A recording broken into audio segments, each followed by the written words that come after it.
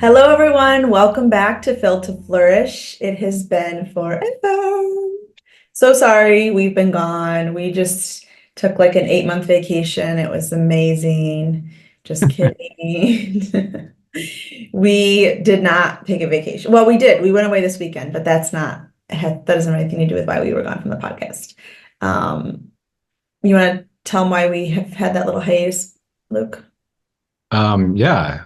So we've been working on a project that has for the last 8 months or so, which has required recording, which pushed into our podcasting time. So we've been Yeah. working on launching our online self-study program that we launched at the beginning of the month.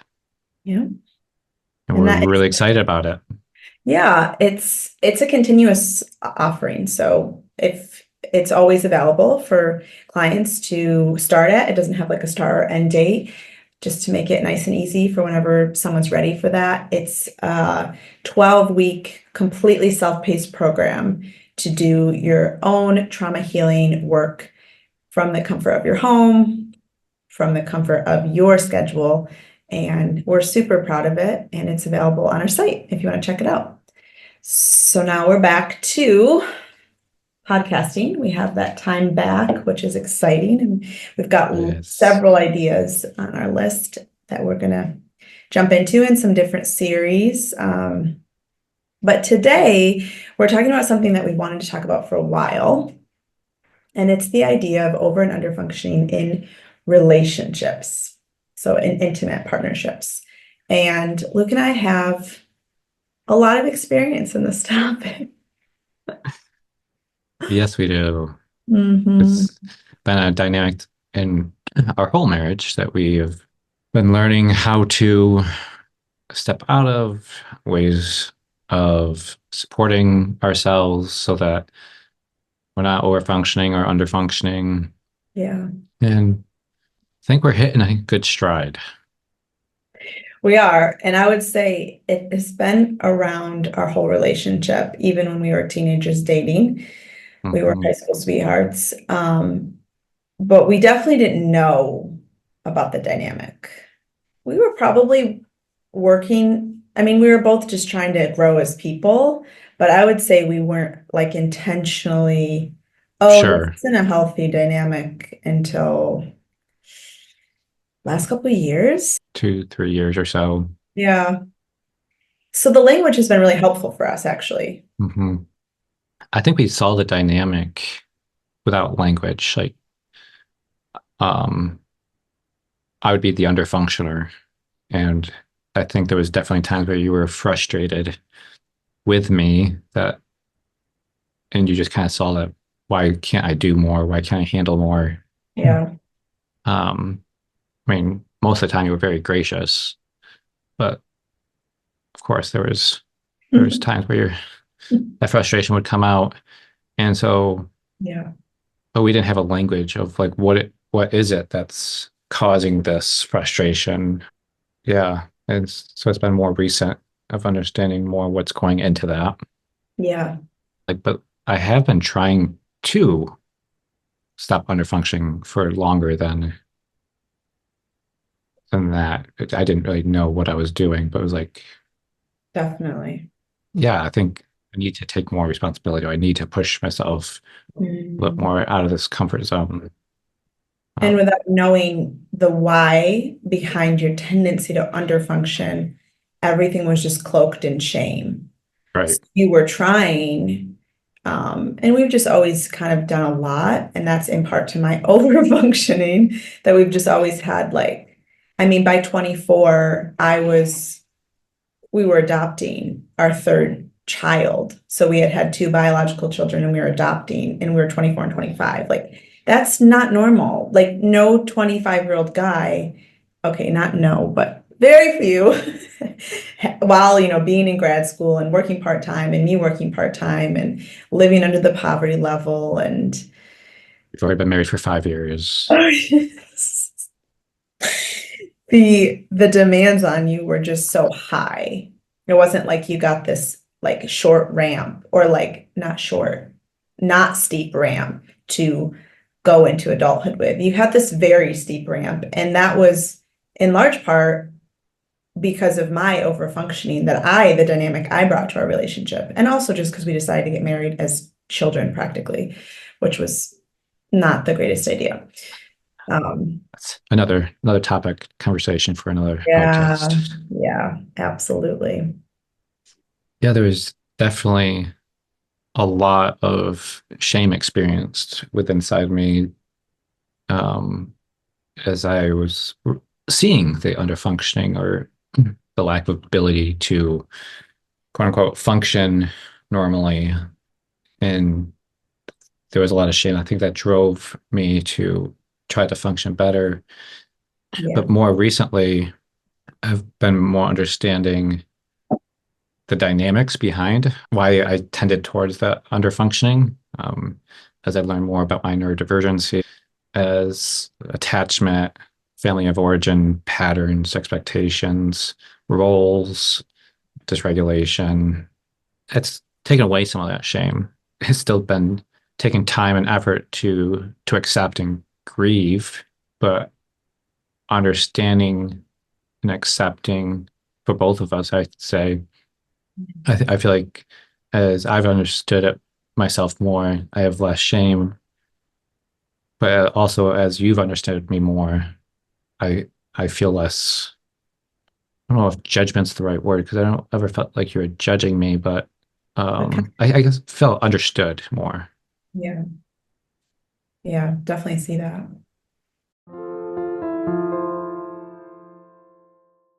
So, what are we not talking about here? These terms might be familiar to people, but maybe they're not. And we always like to say what something isn't, so that there's not confusion in conflating it with something it's not.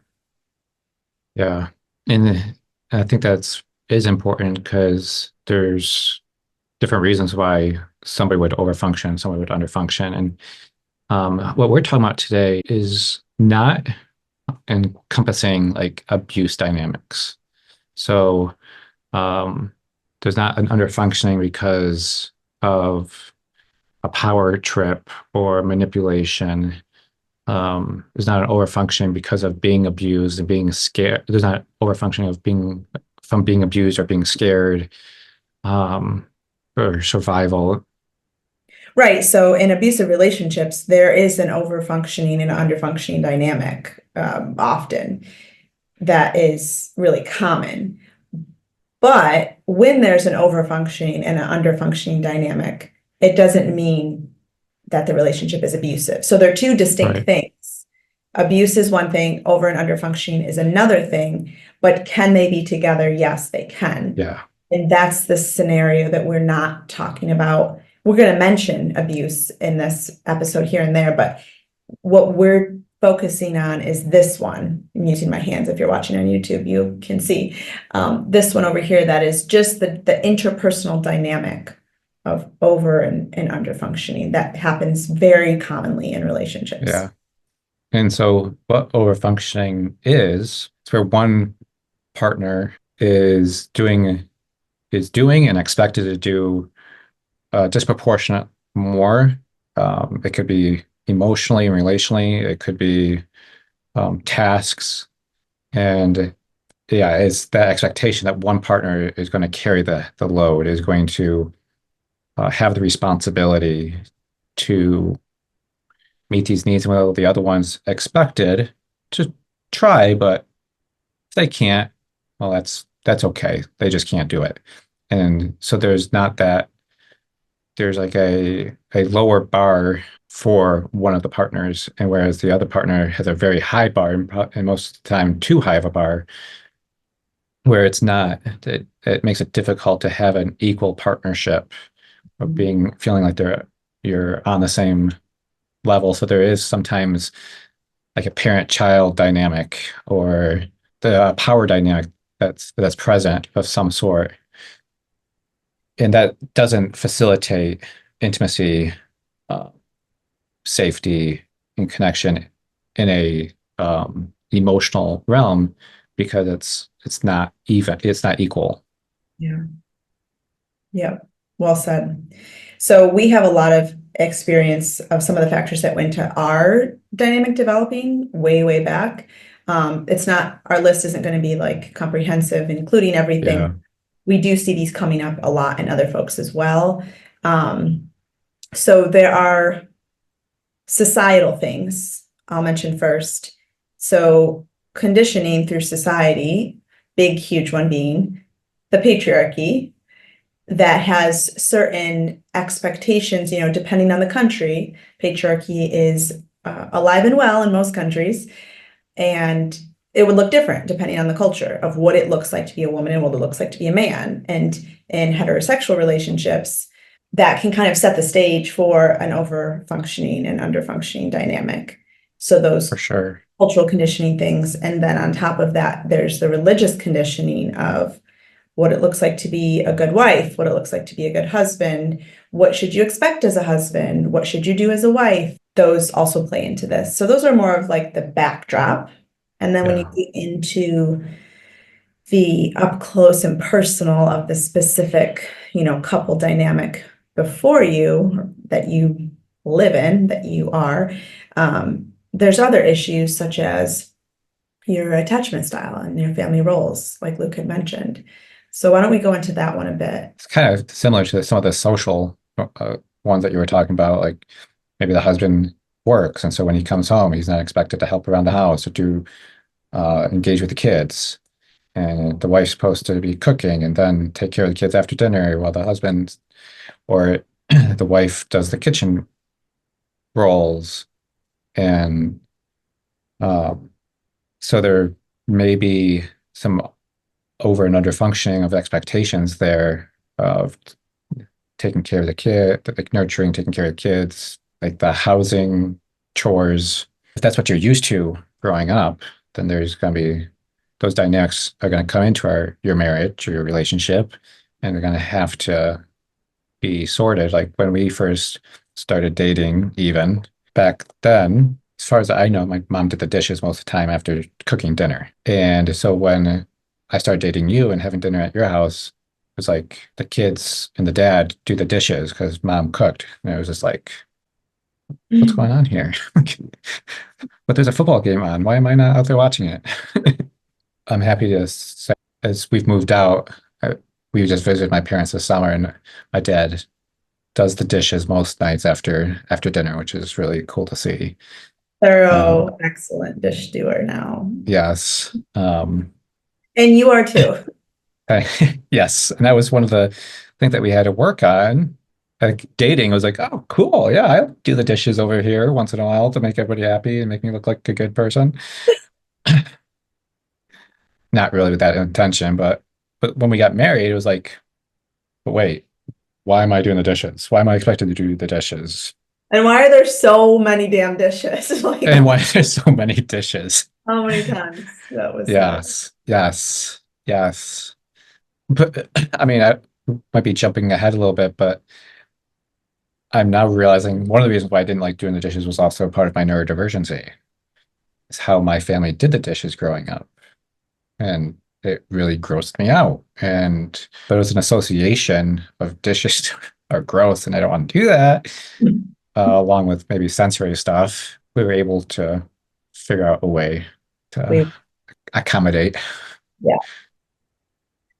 And then there's also in dysfunctional family systems or narcissistic family systems, there's family roles. And so depending Hmm. on the family role that you played and that your partner played in their family system, there could be a lot of over and under functioning developing.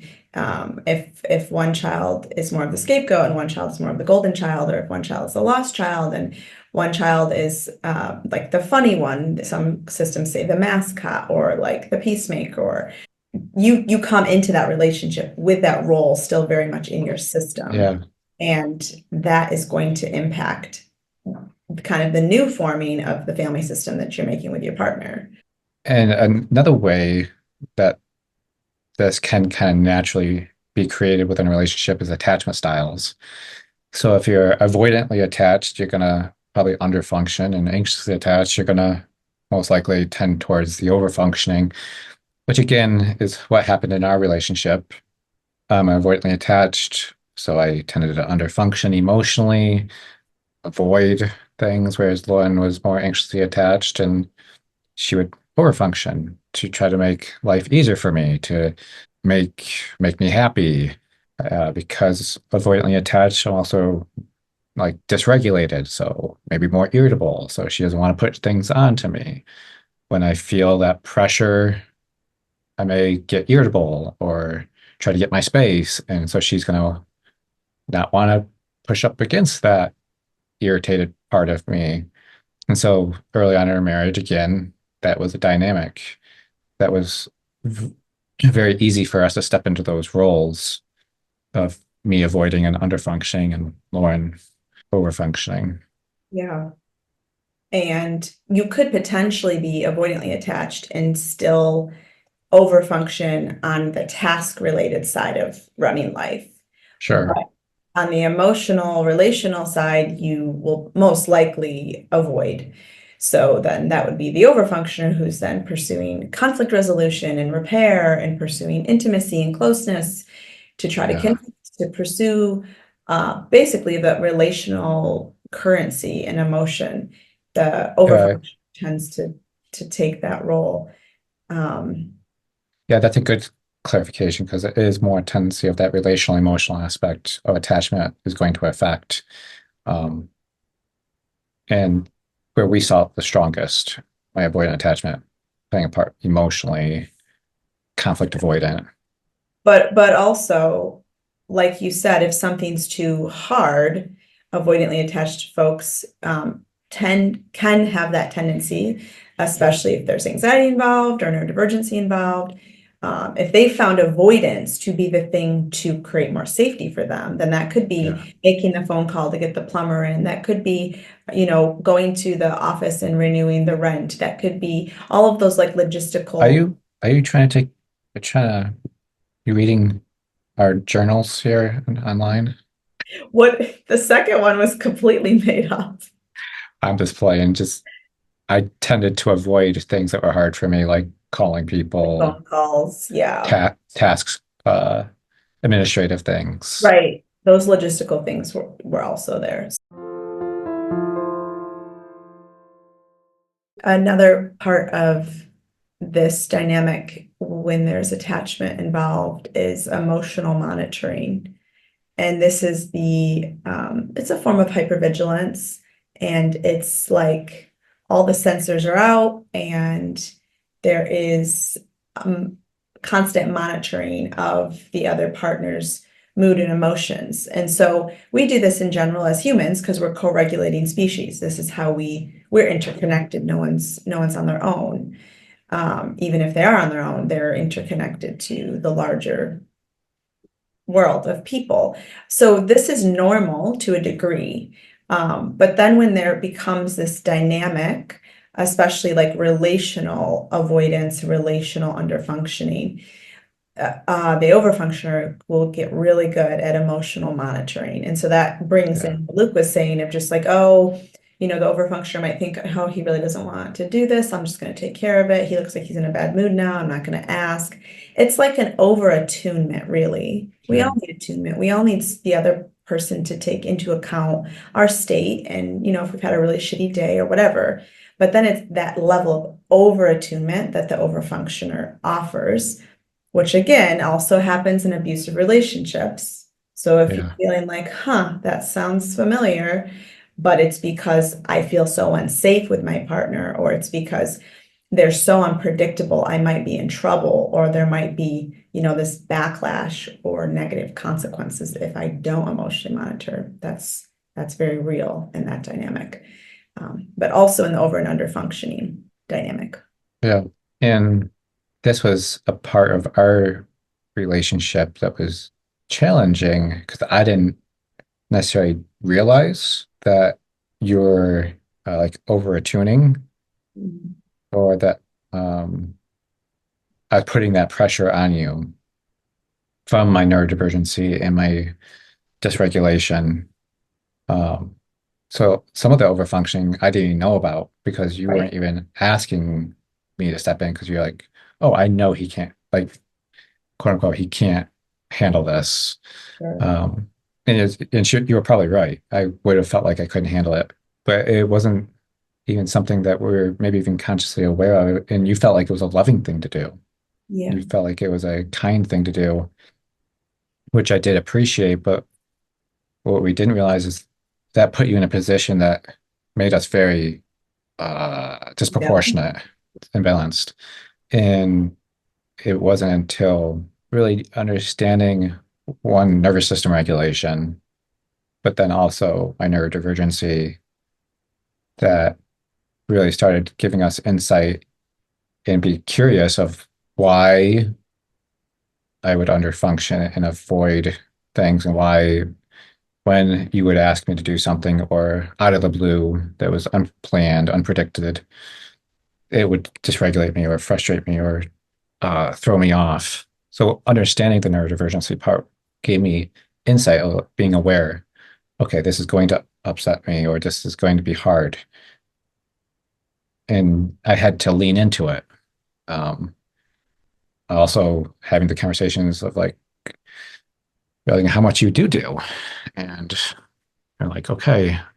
I mean, one of the things just in the last probably couple of years is like picking up the kids from school. Like I'm at work, you ask me to like pick them up a couple times a week. And that was really hard because it's like I'm at work, I have to transition. But it was like I'm in the car for like 2 hours a week, and like, but she's in the car like 15 hours a week. Like it's That's, really that's so inaccurate. probably, but it was just like the disproportionate. It was like, no, this is fair for her to ask me. Like it is just regulating me. It is intimidating, or it is overwhelming, or whatever. But knowing that that was my nervous system and my neurodivergency speaking, I could reparent that. I'm like, no, this is fair for her to ask me. This isn't unreasonable. Um, And support yourself to be able to do it, to the best of your ability. You might feel a bit crappy about it, but yeah, you're able to support yourself now, whereas in the past, the only support you really had was just like brute force. yeah, Like it wasn't supported, it was just like white knuckle. You didn't have yeah. any of that inner work to support the parts that may not feel great about it. Um, Mm-mm. and it's just awesome to be able to see you, like one of our favorite quotes from Richard Schwartz, the IFS founder, is become the primary caretaker of your own parts so that Yeah, your partner can be the secondary caretaker. And, in relationships, what a lot of us want is for our partner to be our primary caretaker of our internal world and external world. We want that. We were yeah, designed for that because in a perfect world, we got perfect attunement and co-regulation from conception to moving out, and then continue to have good parental relationships. We all are designed for that and want that, but most of us did not get that experience, to various levels. And so we want our partner to replicate that or to have a corrective experience and be that for us. But the reality is, yeah, when you expect that of a partner, you are not only going to feel dissatisfied continuously, you're going to burden them in a way that to fulfill a role that they were never intended to fulfill and that they actually cannot yeah, fulfill. So yep, we all become the own caretakers of our internal system and parts, then we can naturally be the secondary caretaker. It's like such a better equation. And us being in that process has just been really amazing to see. You almost think, oh no, if they're going to be the secondary caretaker, I won't feel as close, I won't feel as safe, I won't feel as secure, but loved. really loved. You can feel so much more when you're not in that frantic grasping of something that Yeah, they can't do. It's yeah. And on top of that, with that attunement as a child, we are able to become self-regulators. But if we don't have that, we don't have the tools to self-regulate. So if I can't regulate myself, then an overfunctioner is going to come in and co-regulate me, which is part of the dynamic again, another layer of the dynamic that worked with us, because I didn't know how to self-regulate. I didn't know how to reparent. I didn't know how to take care of myself. And so in your role, you are very good at taking care of other people. It's very natural. and you stepped into that role. And I was like, cool, this works for me. So Um, exactly this idea of polarization mm, and how we are actually drawn. Of course, we've all heard opposites attract, but if you want to get more granular about that, we're drawn to a partner typically who excels in a space that we don't. And it's the system subconsciously looking for balance. yeah, So Luke didn't have good self-regulation or sense of self. So he was looking for someone who did, which granted mine was complicated, which I'll tell you more about later. But there was more access to that than he had. And so he sought that out. And whereas I needed to overfunction and I needed to look for someone who needed me to nurture and to take care of so that I could do that role that my system was so familiar with. There was a lot of other things that I needed in you and that I was drawn to in you, like the ability to see in gray and not be binary, and your amazing ability to be genuine and not live in like this pretense or performance. Like I was so drawn to so many other things, but when you're talking about this dynamic, this is why it's so often for over and under functioners to come together. They're both opposite of the magnetic, however magnets work, I don't know, but that's what they do. They're drawn to each other. And the beauty of it is I actually have been able to overfunction less and lean more into beauty and to relaxation and into things that you're more naturally drawn to because of how much you need them to regulate and how you're able to turn your brain off in a sense, whereas I wasn't. Um, and so it's like the balancing act of taking from your partner, not taking, that sounds parasitic, of like gleaning from your partner to be more like them in ways that you've needed. Whereas you've also learned how to manage and support your underfunctioning tendencies so that you can be really successful and really good at what you do and get the things done that you need to get done. It's not to say that either of those areas are like the other one's doing. It's obviously your right. and my doing of how we've evolved, but being in the presence of someone so different than you, if there is nurture and connection and safety, it does make you more like them. And that's Yeah. the polarization kind of coming to that healthy balance. Well said. I think one of the things that's helped with that is how we've both learned how to be our primary caretakers. And so that means like having boundaries and saying, I have limitations and I need you to like not demand to help or whatever, but like I'm expecting this is what partnering looks like for me. Um, and me being my own caretaker, my primary caretaker, and dealing with that dysregulation maybe that might come from that request, or helping me heal those parts that feel overwhelmed, dysregulated, incompetent. And then there's like that a beautiful mutual care for each other where we were able to have these conversations. We were able to share with me like, I need this from you, and I share with you like, oh, I'm noticing this is coming up, and we work through this. And it hasn't been easy. Yeah. It's been taking a lot of work, a lot of conversations, but of learning how to balance I matter and I need things from him and he has limitations. Right, And me saying I matter and she matters, right. she has limitations and I have limitations. Yeah, And not feeling shame and bad about those limitations, but also not just saying, oh, this is dysregulating or upsetting for me. I'm not going to do it, but like pushing through, like, no, I want to love my wife. She she does a lot. And being that caretaker, that part that feels maybe mistreated or it's unfair, like, and reparenting it and listening to it and helping it see like, no, it's not unfair. This doesn't mean she doesn't love you. It doesn't mean that you don't matter. It doesn't mean that all those things, but being able to have those conversations together and finding where it works, but also continually having those conversations of what is working, what's not working, where do we need to make adjustments. And it's had to come from a lot of acceptance of ourselves and each other and being willing to change and navigate a lot of relational dynamics. It's true. There's a lot of dynamics that go into every single partnership. And Mm-hmm. it's really why why it's so hard to be in a healthy relationship, honestly. Yeah. Like we're kind of always like, wow, none of these should work, which Yeah. is probably not what you want to hear from a therapist that does couples counseling, but it's not that we don't believe they can't, right? Right. It's just there is so much that goes into a partnership that could We go understand.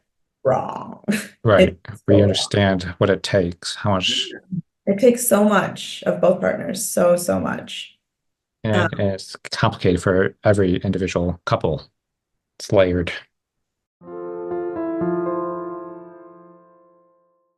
So one of the dynamics that comes up in me that I've brought awareness to probably in the last like 6 months of I have a part that is very if this is new, if you're new to our podcast and you're hearing us talk about parts, and you're like, what the hell are they talking about? We have like 3 different episodes on IFS and parts work that can help you understand this language. It's incredibly helpful. And we actually have a new offer coming soon. Can't tell you what it is, where you get the chance to do some parts work on a short-term basis with Luke in therapy. But anyways, check out those episodes if you're curious. But I recognized in me a part that really didn't want to coddle and overfunction anymore. And that felt, held a lot of bitterness and like frustration about it, which didn't start at Luke, which started way before in my family of origin journey and all of the overfunctioning that I've done my whole life in so many different ways. But I recognized this part would get really upset and would be like, no, do not. Anytime you see extremeness in yourself, it's a part. Do not do this. This is so bad. You can't overfunction, even not even like a hint of it. And then I have this protector part, another part that comes out and is very strong to make sure that I don't do that. And what they do is they come out very intensely towards Luke. They come out harsh and judgmental and very blunt, very straightforward, and kind of bulldoze over him in an attempt to protect me from not having to feel the vulnerability of of that role that I've been in and not knowing, am I playing out that role? Am I not? There's a lot of confusion there and vulnerability for those parts sometimes. So this firefighter part comes and just like barrels through and tells Luke how it's going to be and what I'm not going to do and uses big words, mean words, and inevitably hurts him. Like, whoa, where did that all come from? Like, he would have been totally receptive to me just explaining the situation, telling him what I could do, what I couldn't do, what my needs were. But because there's that wounding from years, there's that burden, that firefighter just comes out ablazing. And it's been helpful for me to see that strong response because, of course, then I have other parts that feel things about that strong response. Like, what the hell? Why are you acting all crazy? Like, this is an overreach. Chill, girl. But now I see, I'm like, oh my goodness, that part's trying to protect me from having to be in that role that was so unfair and unjust and unloving Yeah. to me for Yeah. decades. And it doesn't want me to have to keep doing that. And so its approach is extreme and unnecessary, but to that part, it feels very necessary. And so that's where my own work of coming in and like Luke said, bringing that reparenting to that part, really hearing it, really understanding why it does what it does, and having compassion, that natural compassion from self of just like, wow, I get it, I see it, that I'm able to be more aware of when that's happening and love Luke better by using, use your words, by being connected to self as I share these things with him versus just fully absorbed and blended in this very strong part. And I'm sure you appreciate that too. I do. I do. Yeah. I understand that other part, a firefighter, but I feel like we are able to accomplish a lot more Mm, since that firefighter has been more unburdened definitely. and trusts me more that I'm not trying to take advantage of you or but I'm doing my best and that's taken me to do my part of being able to show that I want to meet you in the middle. Mm. Yep. It feels that. It knows that. Yeah, So that's just one example of the parts that come into play. I've got several others. Luke's got several. You know, you look at one dynamic, you think over and under functioning. Oh, that's simple. Let's just like stop doing that. But there's so many layers of it. There's so many parts that go into it. And then there's so many, yeah, there's a difference between an abusive behavior and an abuser. So there can be abusive behaviors in this over under functioning dynamic without the relationship itself being abusive, if that makes sense. So there can be like reactiveness or defensiveness that can be abusive, but it's a byproduct of this under and over functioning, and it's not pervasive throughout the relationship. It's isolated, and it's related to those really wounded young parts. So, trying to like take that all apart and examine that and see what's really there, it takes a lot of work. And Luke does this a lot with clients, with couples work, and it takes some tending and some careful teasing it all apart. yeah. It takes time, patience, carefulness, um, and two people that are willing to explore those parts, do their own work, use their voice, set up healthy boundaries, be curious about themselves, compassionate with themselves, curious and compassionate with their partner. Yeah, and I see couples doing that work, and it's always really encouraging, exciting when that kind of work is able to be done. Yeah. And it means the world to them because it's like extremely hard for other areas of life to feel okay when that close, intimate partnership you're in isn't secure and doesn't feel okay. Yep. So just seeing your couple's clients really healing and like growing deep intimacy and connection and safety is like, yeah, it's amazing because it really Yeah. does mean the world to them.